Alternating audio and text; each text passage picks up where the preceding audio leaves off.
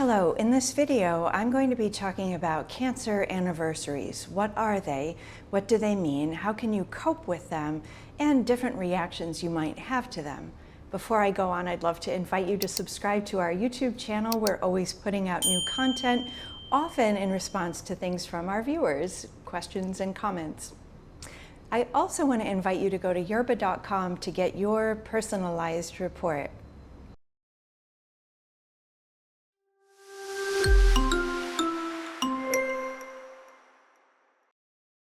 So what's a cancer anniversary? When do we start celebrating it? What does it mean? How does it make us feel? Well, a cancer anniversary is the date. This is a personal milestone for you. This is a date that has meaning.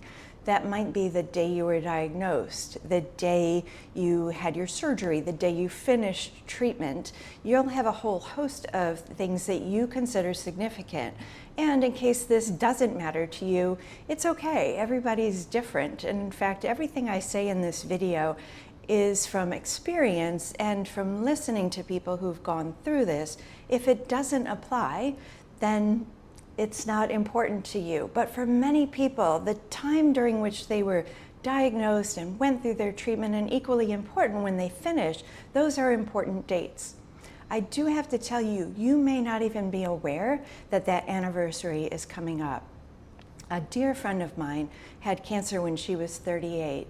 And even 20 years later, every September, she would get a little blue or contemplative, and then we would remember that that was the anniversary of the month she was diagnosed.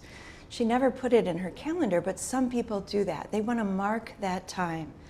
Now, a lot of things can come up. Some memories you don't want to have, maybe some memories of things that were meaningful to you. Getting the cancer removed, for example, or starting a new treatment, or the day you got the phone call that your mammogram was abnormal and you'd need to come in for a biopsy. You get to pick those milestones. But the key thing to understand is no matter how you react to them, whether it's with sadness and grief or fury or joy, your reaction is normal. It's what you're experiencing in that moment. And as with my friend, it may not be the date, it may be the season or the time of year or something that happens every single year, even if the date differs. For example, Thanksgiving might be the time around which you were diagnosed, and while the date changes, every Thanksgiving brings up these memories for you. So how do you manage these? Well, if you celebrate, that's great. You can come up with things you do every year on the anniversary. And if this is a difficult time for you, you may want to spend it doing things that help you take care of yourself and that bring you to a quiet place where you can look back on where you were and where you are now. It's also possible that you'll have both joy and sadness, that we don't just have one emotion. You can have many of these emotions together. So however you respond is how you're responding.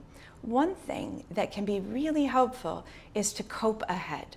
So when we're facing an anticipated stress or anticipated anniversary, and some people call cancer anniversaries cancerversaries, if you want to hear that term, but coping ahead means thinking in advance, a week or even a month or a couple days ahead of time, oh, this is coming up. What do I need on that day? What would be important to me? Do I need to be with people or do I want to be alone? How do I want to mark this time? Writing things in your journal can be really useful. You can look back each year and see where you were and now see where you are. You can write poems or make paintings. You can participate in a fundraising walk or other event that helps celebrate reaching those milestones. You can go shopping. You could get rid of everything that you had related to cancer.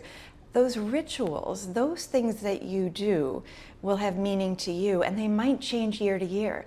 So you might think this is really helpful year 2, year 3, up to year 5, and then year 5 comes and you say, this isn't meaningful to me anymore. So if you're early on through this whole process, I just want to encourage you to cope ahead, be flexible with yourself and with other people.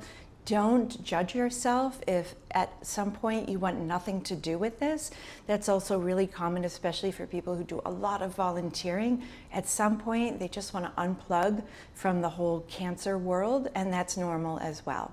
The other thing, as always, is to seek support. Talk with other people who may be a couple years ahead of you and ask them, what did they experience? And you can, of course, see if your experience is something other people have had. I would encourage you to put a comment in our chat below, and you can let us know how you celebrate your anniversaries and what they meant to you.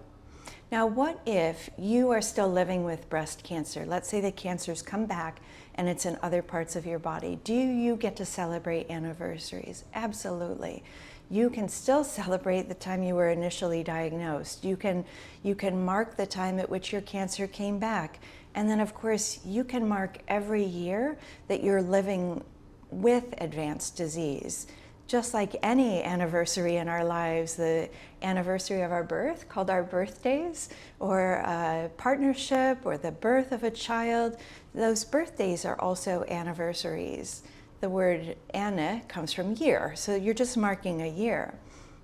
So no matter who you are, or where you are, or what's happened to you, you get to mark time. I hope this has been helpful. I want to encourage you to put a comment or question below and share with the Yerbba community how you mark your anniversaries, or if you're going month by month, your luniversaries. As always, thank you for watching.